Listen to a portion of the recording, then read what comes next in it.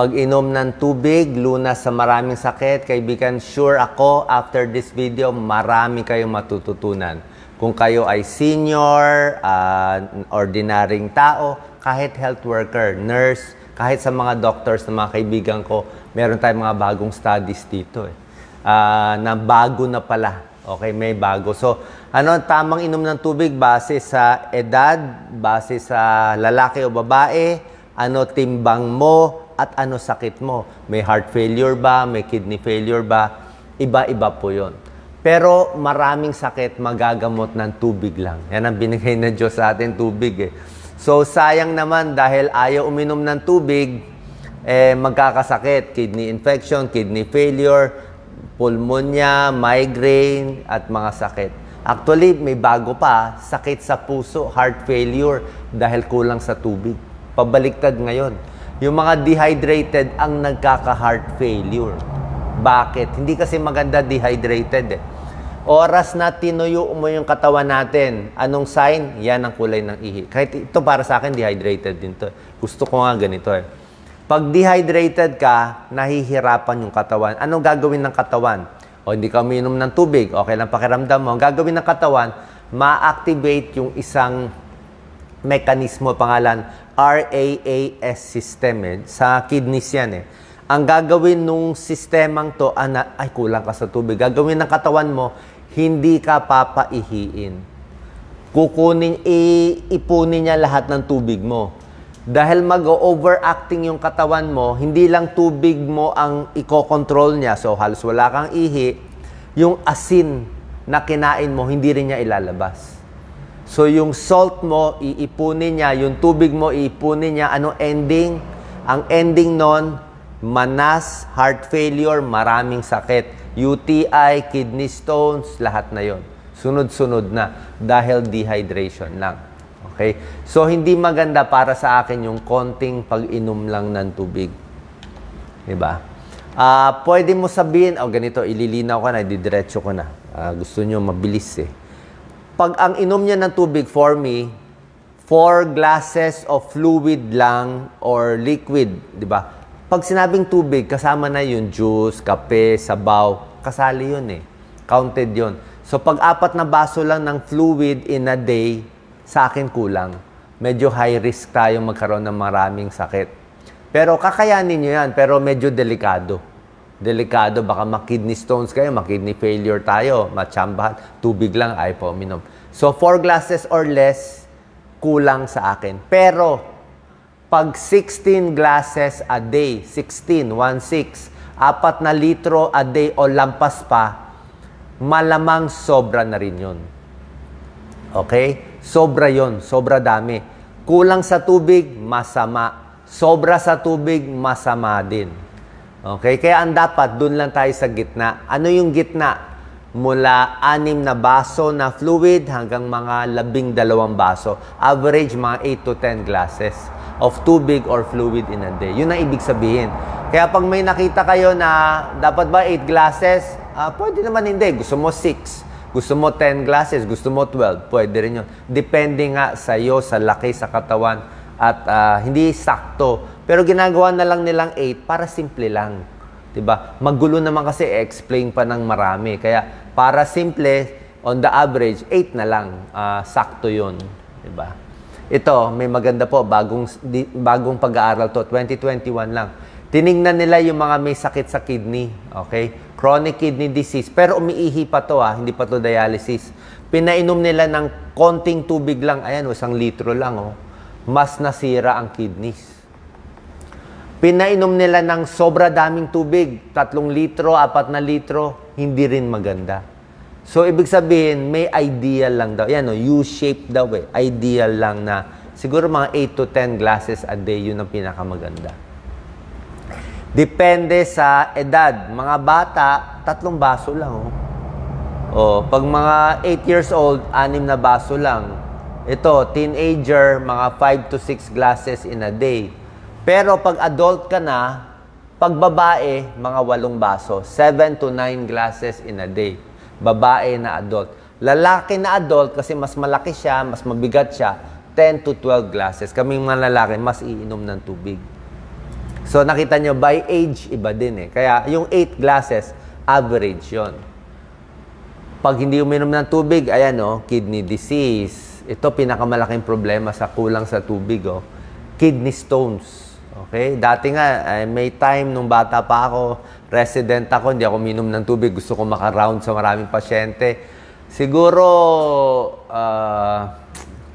mga nagawa ko mga 2 linggo.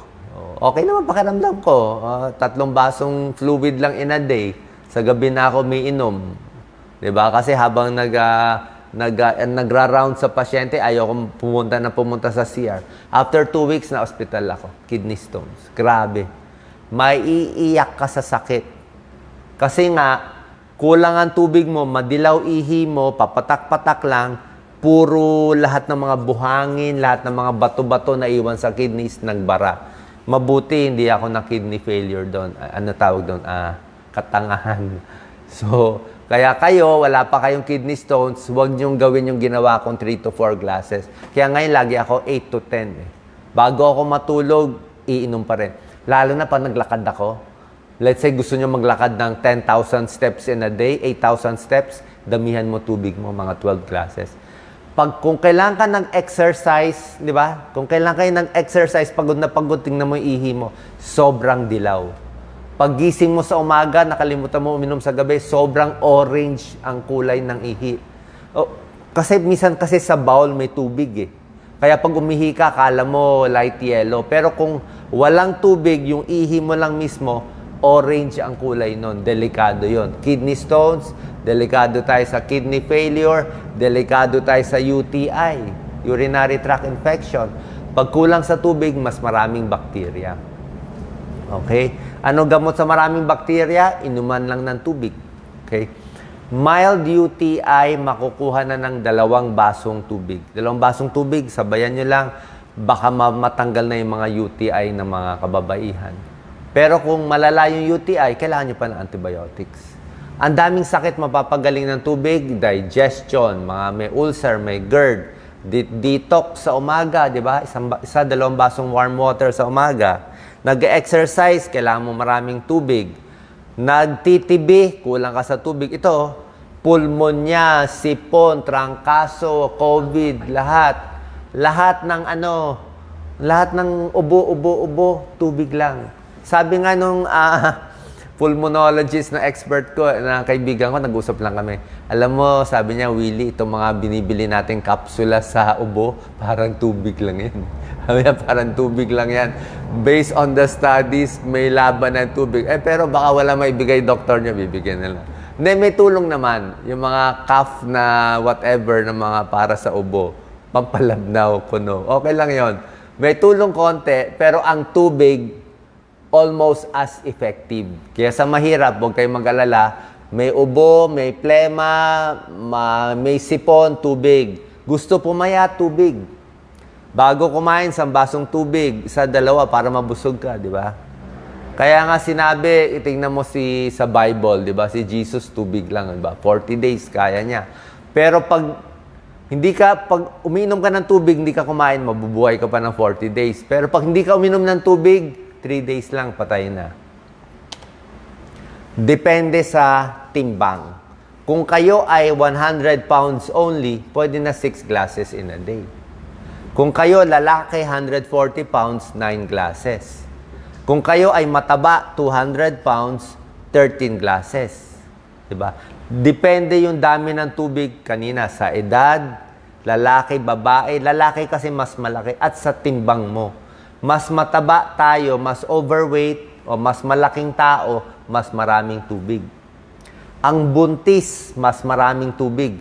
Ang buntis, mga 12 glasses in a day. Kasi para pa rin sa baby. Diba? Yung nagtatrabaho sa labas, pinapawisan, naiinitan lagi, dagdagan mo 2 baso. 6 plus 2, 8 glasses na yan. Pag 128 plus 2, 10 glasses. Kasi naiinitan ka eh.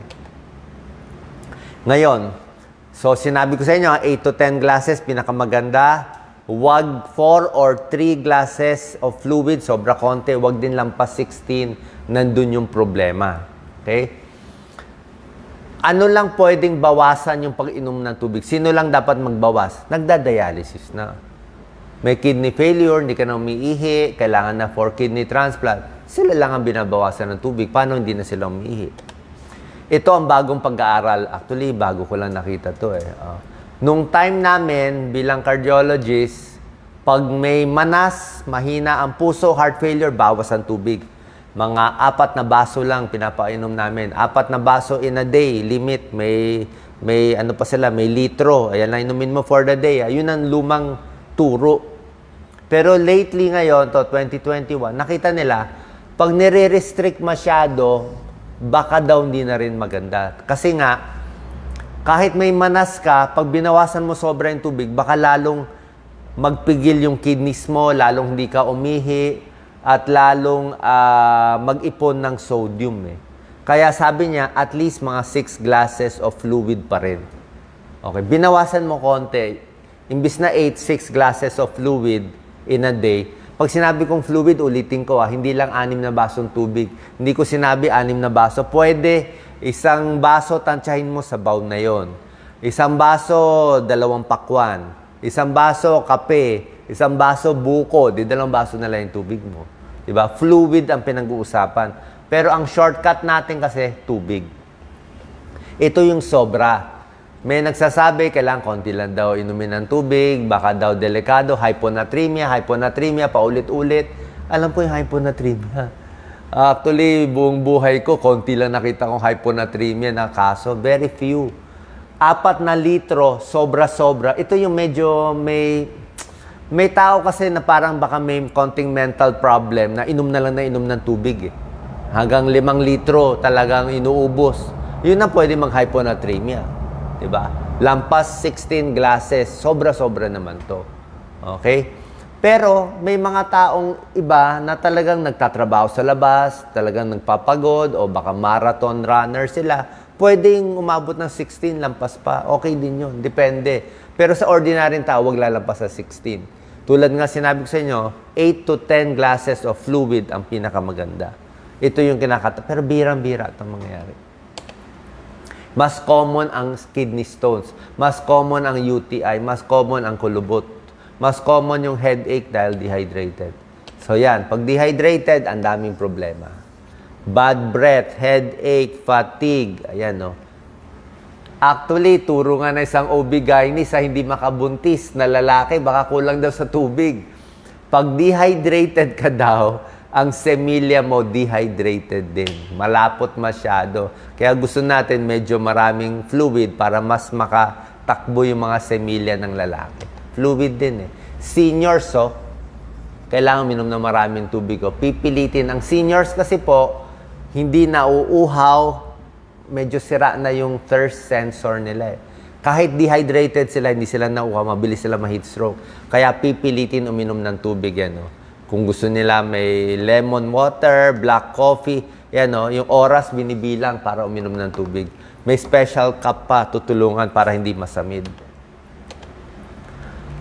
Pag dehydrated, mas magkakasakit, mahina ang takbo ng mga sundalo, white blood cell, pwede magka-heart failure, tatanda, ayaw natin, tatanda, pag maraming tubig, mas pumapayat, bumabagal metabolism.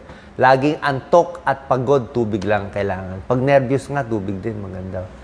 Ito, gawa ng mga kidney specialist sa buong mundo. Yan, Kidney Day. Anong turo nila? Tubig lang, Tubig lang daw, okay ng kidneys mo. Kidneys UTI, kidney stones. Ang daming matutulungan, tubig lang. Yan, Katawan natin, 75% water. Yan, utak natin, 80% water. Mata natin, 95% tubig. So, kailangan mo ng tubig para gumana lahat ng organs natin. Muscle, pinupulikat, tubig yun. Dehydrated yun. Dehydrated. Hindi makasagot sa school, baka dehydrated. Ngayon, pwedeng tubig para hindi tumaba. Gusto mo lemon water, okay lang yan. Huwag lang lagyan maraming asukal. Gusto mo buko, pwede naman ang buko, kaya lang 45 calories bawat baso. So, pag dinamihan mo ang buko, okay naman. Para siyang sports drink, baka lang magka-diabetes, baka lang ma-overweight. Diba? Kasi, pag tubig kasi mas okay. Ito, pwede naman yan. Kaya lang, baka tumaba kayo. Pero kung nagpapataba kayo, pwede yan. Lagyan nyo pa asukal, pampataba. Okay, sana po nakatulong to. Kung ano ang dami ng tubig na kailangan nyo. God bless po.